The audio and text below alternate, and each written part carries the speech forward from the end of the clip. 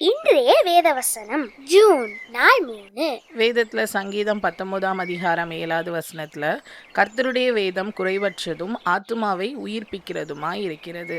நீங்க உங்களோட லைஃப்ல வந்துட்டு இதை எக்ஸ்பீரியன்ஸ் பண்ணியிருக்கீங்களான்றதை யோசித்து பாருங்க.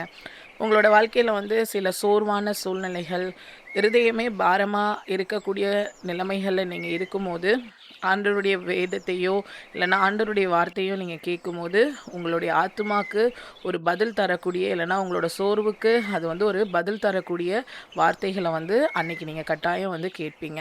அப்போது ஆண்டவருடைய வேதத்தில் நம்மளோட வாழ்க்கையில் நடக்கிற எல்லா காரியத்திற்கும் என்ன இருக்குதுன்னு பார்த்தீங்கன்னா பதில் ஆண்டவருடைய வசனத்தில் இருக்குது. ஸோ நம்மளுடைய வேதத்தில் இல்லாத காரியம்னு ஒன்றுமே கிடையாது. ஸோ ஆண்டவருடைய வேதம் குறைவற்றதாக இருக்குது. நம்மளுடைய ஆத்துமாக்கு தேவையான ஃபுட் எல்லாமே எதுலேருந்து கிடைக்குதுன்னு பார்த்தீங்கன்னா தேவனுடைய வார்த்தையிலேருந்து கிடைக்குது. ஸோ ஆண்டவருடைய வேதம் குறைவற்றதாக இருக்குது, ஆத்துமாவை உயிர்ப்பிக்கக்கூடியதாகவும் நம்மளோட வாழ்க்கையில் காணப்படுது.